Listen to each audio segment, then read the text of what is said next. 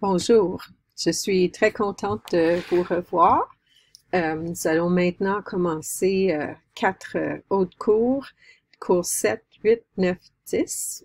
Et entre autres, nous allons parler de la planification. Alors, voici un précis qui explique les questions qu'on peut se poser en lien avec la planification. Alors, les 3 mots les plus importants lorsqu'on fait une planification sont les mots avant, pendant et après. Alors, il faut toujours se garder en tête qu'est-ce qu'il faut planifier avant, qu'est-ce qu'il faut planifier pendant et qu'est-ce qu'il faut planifier après. Vous allez voir que avant, on pense à l'activité, on le planifie, pendant, on le vit, et après, on pense à ce qu'on a planifié, et ce après-là devient un nouveau avant, et on vit encore pendant l'activité, et après, on réfléchit pour voir si les élèves ont compris, si tout est clair, et ce après-là devient un nouveau avant. Alors, c'est comme un cycle perpétuel de avant, pendant, après, qui devient avant, et ainsi de suite. Alors, première chose qu'il faut considérer, c'est le contenu. Qu'est-ce qu'on va enseigner? Puis, on parle de l'interdisciplinarité avant, qu'est-ce qu'on a fait comme contenu, et après, qu'est-ce que les élèves ont compris.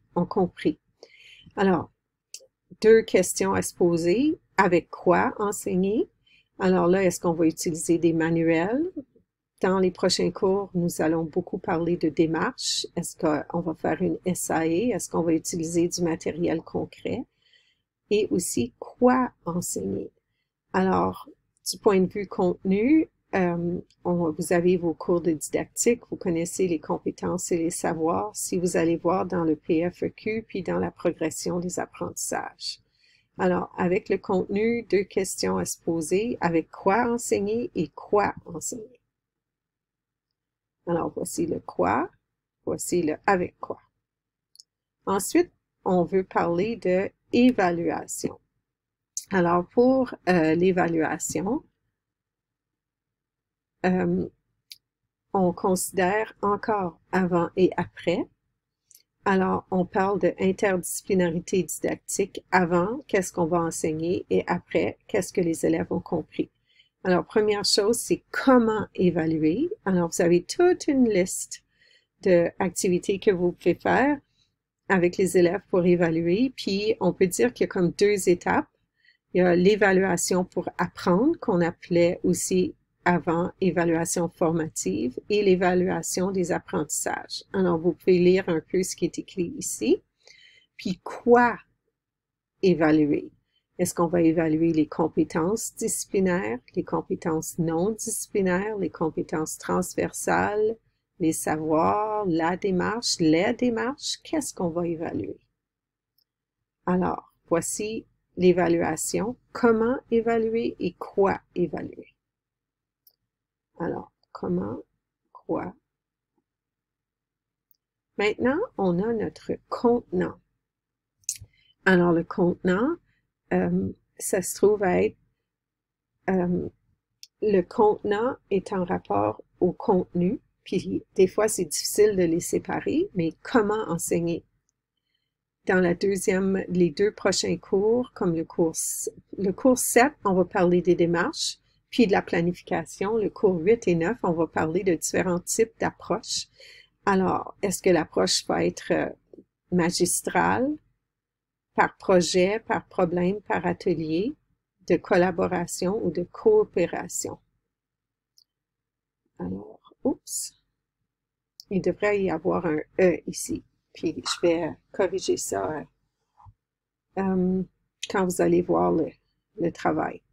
Il y a aussi d'autres approches qui peuvent être utilisées. Alors, comment enseigner? Approche. Quelle approche est-ce qu'on va utiliser? Ensuite, la différenciation. Alors, avec la différenciation, c'est à qui est-ce qu'on va enseigner? quelles sont les difficultés anticipées.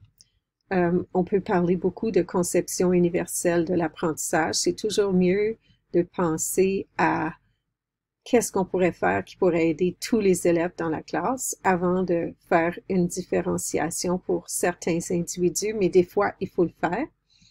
Alors ici, on a différents axes, puis ici, on a les types de différenciation aussi. Alors voici la liste de tous les types de différenciation et les axes qu'on peut utiliser.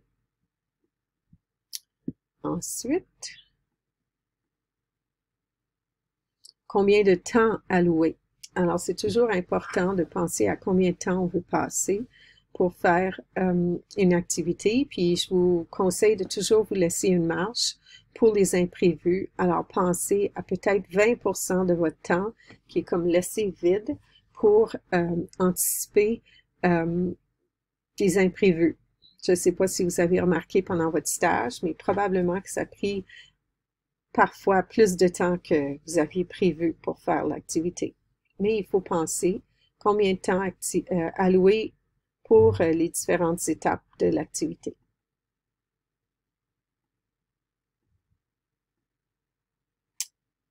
Alors, ici, pourquoi on se pose la question pourquoi ça sert à quoi? C'est vraiment important de ne pas oublier de dire aux élèves pourquoi on fait l'activité. Alors, on veut donner un sens aux apprentissages, puis on veut préciser quelles sont les intentions didactiques, qu'est-ce qu'on veut que l'élève apprenne, le contenu, puis l'intention pédagogique, le contenant. Comment est-ce qu'on veut que l'élève apprenne?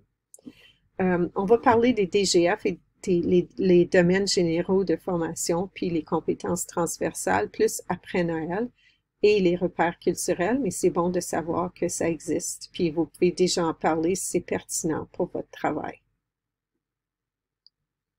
Voici une planification globale pour une année scolaire. Alors, vous pouvez regarder, ici c'est divisé par comme plusieurs étapes. De nos jours, vous avez seulement 2 étapes, mais des fois, c'est plus facile de se retrouver.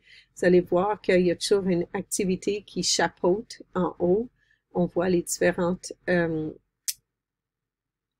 disciplines qui sont travaillées, puis les domaines à l'intérieur des disciplines, les compétences. Alors, vous pouvez regarder, voici un exemple d'une planification qui est interdisciplinaire. On dit que c'est une planification avec une interdisciplinarité curriculaire. Alors ça, vous pouvez le consulter. Voici une planification à moyen terme où on a ce qu'on allait faire au mois de septembre et ensuite, semaine par semaine, avec les différentes disciplines, on peut voir ce qu'on veut faire avec les élèves. Puis, en ayant toutes les disciplines sur la même page, c'est plus facile de voir les liens qui sont possibles. Voici une planification hebdomadaire ou à plus court terme. Ici, on a de l'interdisciplinarité didactique en lien avec le contenu et pédagogique en lien avec le contenant. Ici, on voit chaque jour, puis les différentes périodes, comment ça va se passer. Et ici, on a une planification, un canevas de planification d'une SAE. On peut voir différentes parties. Alors, un canevas qui montre les différentes informations que vous pouvez mettre. Ici, on peut parler des différentes étapes, préparation, réalisation et intégration.